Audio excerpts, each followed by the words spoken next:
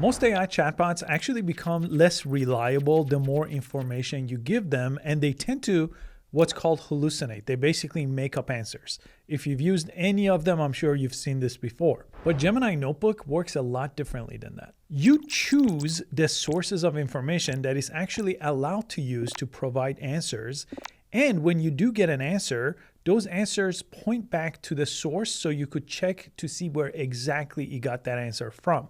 And it's been one of my favorite tools in the world of AI since 2023, but back then it used to be called NotebookLM, and just recently they changed the name to Gemini Notebook. So in this one video, I want to show you everything that Gemini Notebook has to offer, including a lot of the new updates that they recently added to it.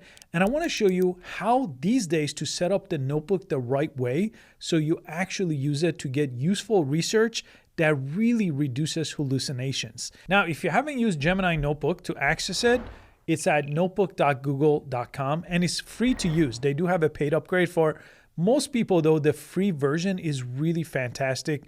The paid version just unlocks a little bit more usage and more sources that you could give your notebooks. And I put this together in 5 parts for you to make it really easy to see how I set up the notebook and use it the right way. So first we're gonna define, then we're gonna curate, and then we're gonna validate, chat, and transform. Now, inside of Gemini Notebook here, you'll see these things called featured notebooks. These are typically either created by Google or another publication here. And I just want to quickly give you an overview of what these notebooks look like, and then we're going to go ahead and create one from scratch. On the left side, these are your sources. So you could give notebooks any source that you want. They could be a PDF, a website, a YouTube video, copy text, or you could have it search the web and find the sources for you. But the whole point is you want it to be grounded on those sources rather than going to find sources on its own and then adding everything it gives you. In the middle, this is where you could chat with your sources. So all these sources on the left side, or if you want, individual sources, if you select them this way, are going to be included in this chat. And it's going to give you some recommendations here for prompts to include in this chat. This is powered by Gemini here. And on the right side, you have something called Studio. Now, Studio creates different types of outputs. So for example, it could create this nice looking presentation here. It could also generate entire explainer videos with one click. It could also make flashcards and quizzes based on your sources. And one of my favorites is the infographics that it could create. Okay, let me walk you through the workflow here, and I'll share some resources with you with prompts that you could copy and paste as well. The first thing we want to do for step 1 is we want to define the question that we're trying to answer with our research. So the whole point of NotebookLM is you want to create a notebook that is very focused and specific on the topic that you want to research. You typically don't want to mix and match multiple different topics in one notebook. So I will usually create a new notebook and keep it as focused as a niche as I can. So that's where I would start. I would press create a notebook here, and this is where I want to create a notebook about the question that I'm trying to answer. In this case is, when does generative AI improve workplace productivity? When does it fail in doing that? And I want to understand the difference between the two. So the first thing I typically like to do is come up here and give it a name that I'm going to remember, because you're going to have lots of different notebooks, especially if you use this more and more. I've been using it since 2023. I actually have a couple of different accounts. I jump back and forth, but this is what you want to do first, even though it will create a name automatically after you add a source, but this is typically the very first step. So you've already done step 1. You defined a notebook based on the research that you are going to do, and you've set it up. So then that takes us to the second step, which is we're gonna curate the resources. This is the whole point of NotebookLM. You want to give it resources that you trust, so then the answers could be grounded on that and you could cross-reference that. Now, that's the main thing chatbots are not good at, right? Any chatbot out there will go search the web for you and maybe give you something you didn't want or trust. Or it could just hallucinate and make stuff up because it has too many things to look at, right? This is going to ground that and really reduce our hallucination level. So I'm going to press add sources, and you could have lots of different types of sources. So I definitely don't recommend piling on as many sources as possible. That's not really the point. You want to handpick the best sources that you have selected and found useful. So I'm going to upload some PDFs here. And these 4 PDFs are now uploaded. And then I'm going to add other type of sources. In this case, I want to add websites or YouTube videos. You could just copy and paste different links you found like this here. If you ever get this red error here, a lot of times if you go over here and you open that link, it might be because it's a PDF that you could just download this way. So in this case, I'll download this PDF and use that as a source instead of the website. Now, one of the best parts of Gemini Notebook that they've added is the ability to do searches for you. So you could search what's on your Google Drive. So you no longer have to go and find that document. You could connect it to your Google Drive and pull in content as long as it's in the same Google account that you're using NotebookLM. And they also have 2 different types of web searches. You could do fast research and deep research to give you more sources. So if I just search for use of generative AI at work here, and I'll just use the fast research mode, it gives you more resources here to pull into your chat. In this case, you definitely want to take your time to make sure these are reputable and things you want to include that are appropriate for your research. Because otherwise you would just use Gemini or ChatGPT or any other chatbot. The whole point of this, you want to ground this on information that you hand selected. So you could unselect all these and then individually select them and then open each one to make sure it's a reputable resource here. And then if you do like it, just import it and he adds it right over here as your source. And here's one of my favorite prompts here when you want to get better sources. So I ask it to find high quality resources here on my topic, generative AI at workplace for productivity here. And then I told it on what I want prioritized here. And I also ask it for evidence that is for different type of work. And I ask it to give me a mix of things and not just things that are positive, because it tends to go positive a lot of times if I just didn't really tell it to find me the negative effect of AI as well.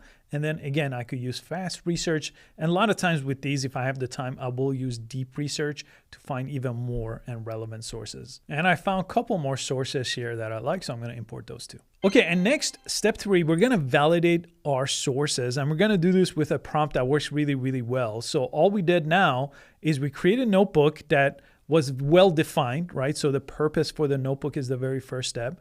Then we curate our sources to make sure we hand select what we want, not just let it go do research and add every source it finds.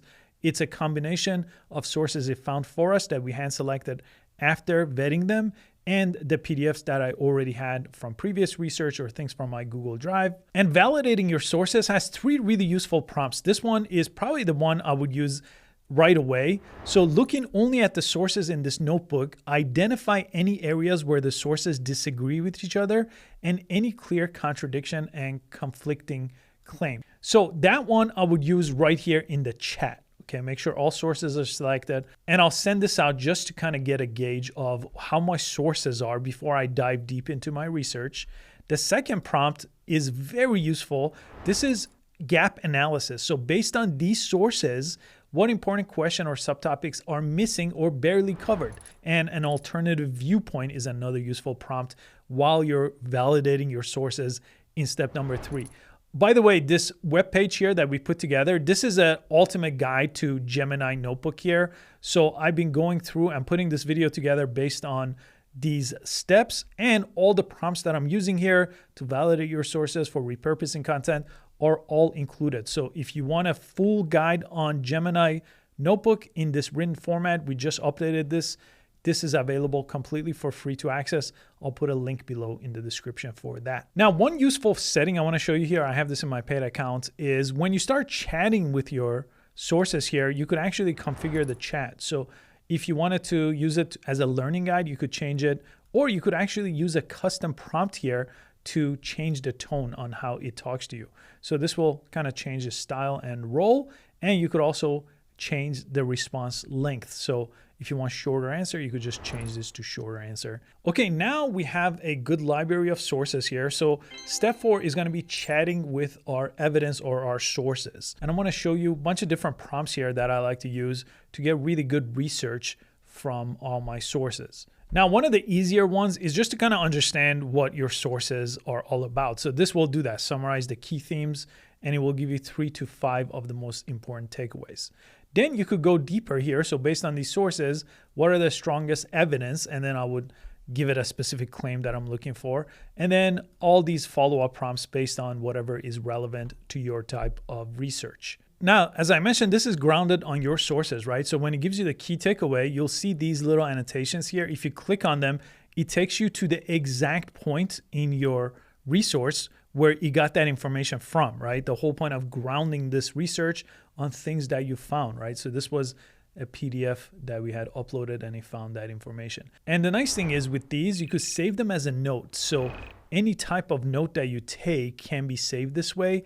And these can also be converted back to a source to pull more information from, or exported directly into other platforms that Google owns, like Google Docs here, so it gets out of Gemini Notebook. Or you could just copy and paste individual section here, and then you could just go ahead and add your own note. So these are just a plain text doc basically that you could copy and paste individual things or type your own. So this is a really nice, useful way to research and take notes at the same time. Now, here's another useful thing that is relatively new where you could create tables for you right inside a chat.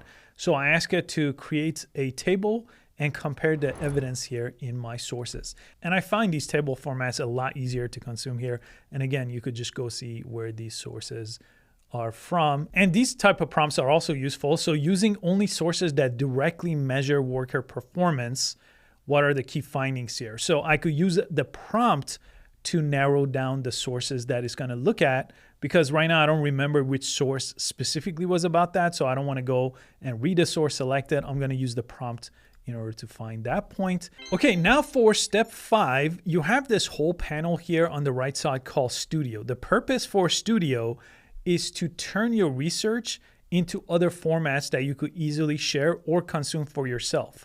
So audio overview is one of the very first one they came up with, but now they have a whole different set of tools that I want to show you here. So on this page, we also laid them out this way.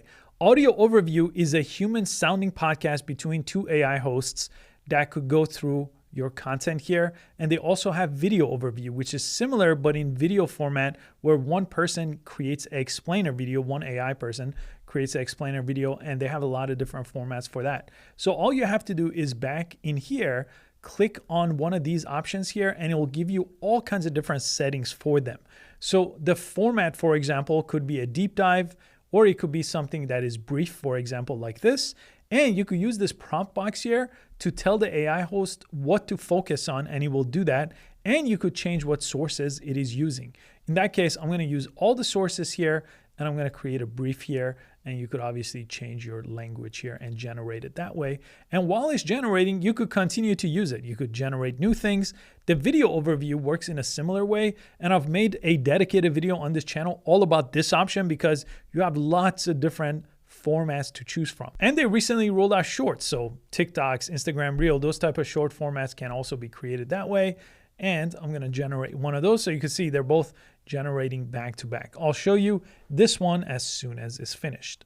When small businesses adopt generative AI, the immediate fear is massive job cuts and shrinking teams. Take a local plumbing company.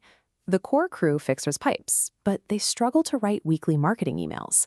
To get those emails done, they either overwork their plumbers late at night or pay an expensive external contractor. Then they introduce AI. It absorbs those simple text generation tasks right from the periphery of their workflow. Now, some of the other useful settings, report is actually one of the best ones, because you could turn your research into different formats in one click. Blog post is one of my favorites. And again, you have your own setting here with the prompt. And you also have suggestive format. This is context aware. It knows the type of content you are researching. So it's going to give you different formats over here as well. You have flashcards, mind maps, quizzes, but infographics is one of my all-time favorite options. And what you could do with this one is create one infographic to represent your research. Now, I have an entire video about all these different formats, because there's a lot of formats. But if you're just starting out, landscape in professional mode, and I usually like to change the detail to concise. The detailed one has way too much going on in one page, for example, and it could narrow it down with another follow-up prompt here that I covered in that video, and then you could generate these. But they do have a lot of interesting looking options for styling for those two. And infographics are easily shareable and downloadable. And these Gemini notebooks could easily be shared. So if you press share on top, they could be shared with people if you just type in their email here, and you could share them publicly too. And on top of that, if you allow people to create a copy, they could duplicate your notebook and then make it their own. And as I mentioned, one of the big reasons why they changed the name from NotebookLM to Gemini Notebook is because these are also available as notebooks inside of Gemini. So you could press new notebook inside of Gemini, created in a very similar way that you do inside of the other app that I've been showing you, and you could access them. The one I just created is right here. So you could have the same sources, but you could have a regular chat here. You could create images from that. You could create videos. So this becomes a regular AI chatbot, but now it has all those sources from different notebooks nicely organized here. So it makes really independent projects, but right inside of Gemini if you use that as your chatbot. And if you're not really sure what use cases you have for Gemini, I think this resource also has a really good section for different use cases. So Research Sprint, for example, tells you exactly how to do it. Some of these have prompts included here. Archiving meetings, for example, YouTube content strategy if you make content. Again, this is a free resource that you could access with the link below. And Gemini also has another tool that a lot of people don't know yet. It's relatively new. It's called Gemini Spark, and I cover that in this video over here. Thanks for watching this one.